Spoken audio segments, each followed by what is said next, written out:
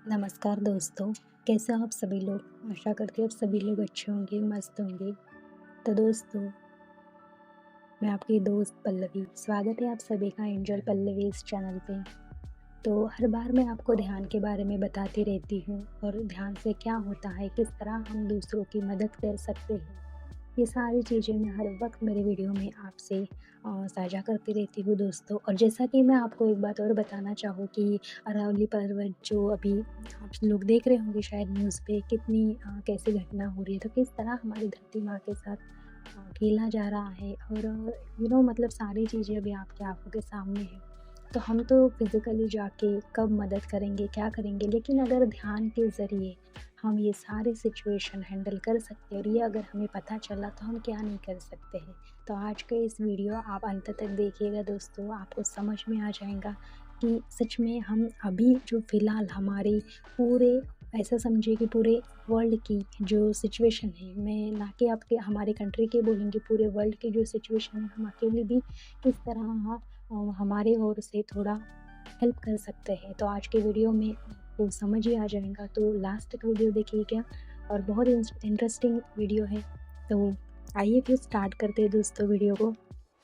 तो दोस्तों, आज मैं आपको एक ऐसी कहानी सुनाने जा रही हूँ जो ये सिखाती है कि एक अकेला साधक, एक अकेला ध्यानी भी पूरी धरती का संतुलन संभाल सकता है। जी हाँ दोस्तों, ये कहानी है भगवान शिव, देवी पार्वती और महर्षि अगस्त्य की। बहुत समय पहले जब भगवान शिव और माता पार्वती का विवाह होने वाला था, तो ये विवाह साधारण नहीं था। अभी आप सभी को पता है कि माता पार्वती और जो हमारे भगवान शिव है, ये कोई साधारण नहीं है। तो अब ये विवाह भी साधारण नहीं था, है ना? तो ये सृष्टि का सबसे दिव्य विवाह था दोस्तों।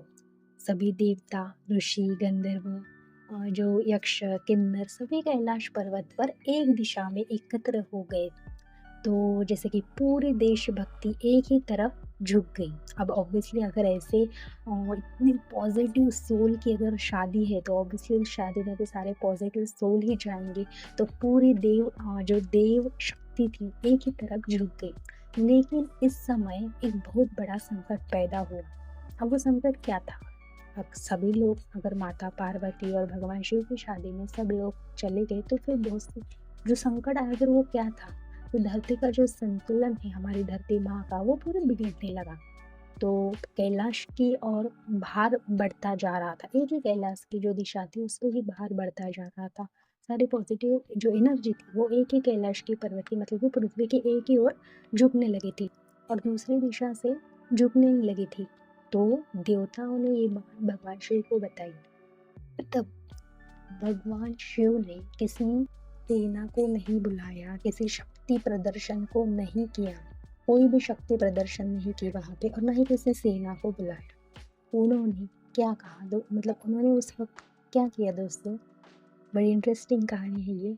उन्होंने सिर्फ एक बात उस वक्त की, वो है कि एक ऋषि को याद किया।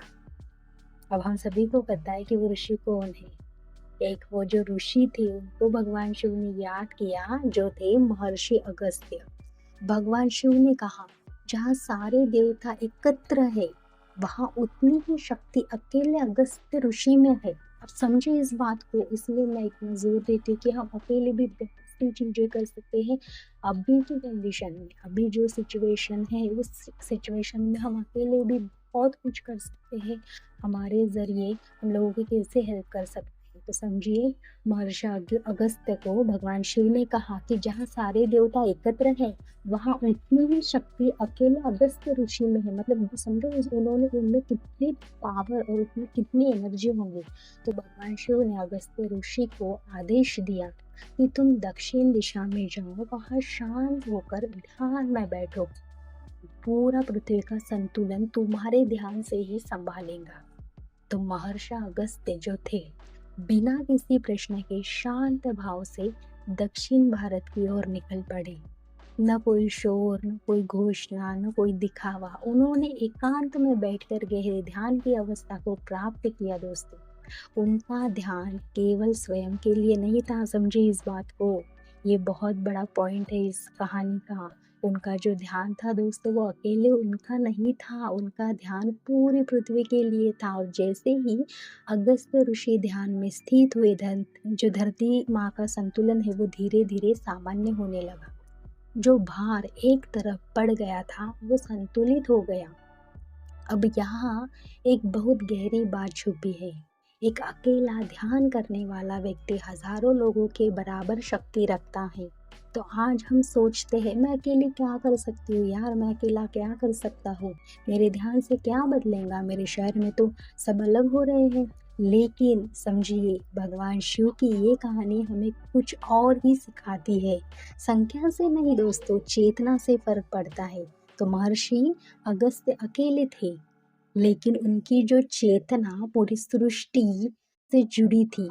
तो आज भी अगर कोई इंसान शुद्ध भाव से ध्यान करता है तो उसकी ऊर्जा पहले उसे हील करती है, फिर उसके घर को हील करती है, फिर उसके आसपास के जो क्षेत्र होते हैं उसको हील करती है, और फिर पूरे वातावरण को हील करती है।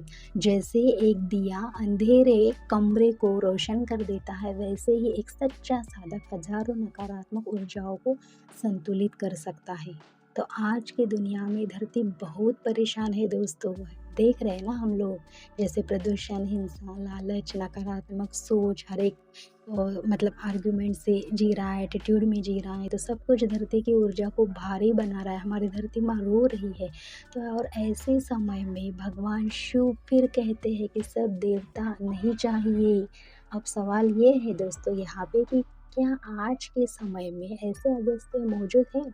हाँ, वो कोई पहाड़ों में बैठे ऋषि नहीं होते, वो कोई जैसे कि वो कोई आम इंसान भी नहीं हो सकते, जो रोज शांति से बैठकर सांस पर ध्यान लगाते हैं और पृथ्वी के लिए मंगल भावना रखते हैं।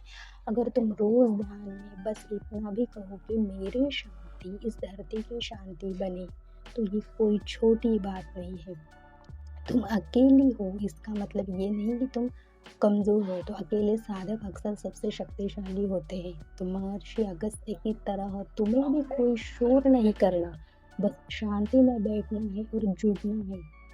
तो दोस्तों, आज अगर तुम ध्यान करते हो तो तुम तो खुद को छोटा मत समझो। तुम किसी शहर की नहीं, पूरी पृथ्वी की सेवा कर रहे हो।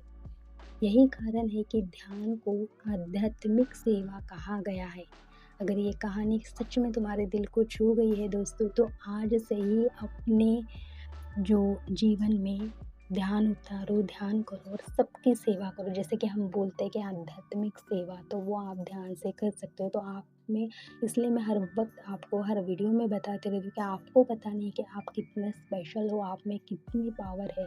तो आज आपको समझ ही आया होगा कि अगस्त्य ऋषि की कहानी से कि हम में सच में कितनी पावर है और हम अकेले क्या कुछ नहीं कर सकते हैं ध्यान के ज़रिए। तो दोस्तों, अपने जीवन में आप ध्यान को उतारो, शांति फैलाओ, ध्यान कराओ और भरोसा रखो, क्योंकि एक शांत आत्मा पूरी धरती का संतुलन बदल सकती है। तो आज अगर तुम अकेले ध्यान कर रहे हो तो समझ लेना कि भगवान शिव ने तुम्हें अगस्त्य ऋषि की जिम्मेदारी दी है दोस्तों।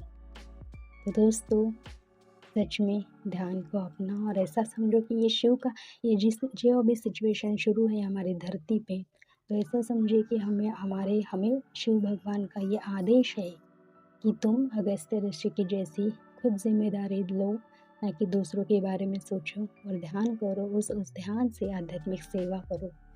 तो दोस्तों, वीडियो अगर अच्छा लगा हो तो प्लीज़ वीडियो को लाइक कीजिएगा। जो भी आपके कमेंट है, आपके जो विचार है कमेंट में ज़रूर बताइएगा। और अभी तक चैनल को सब्सक्राइब नहीं किया तो प्लीज़ चैनल को सब्सक्राइब कीजिएगा।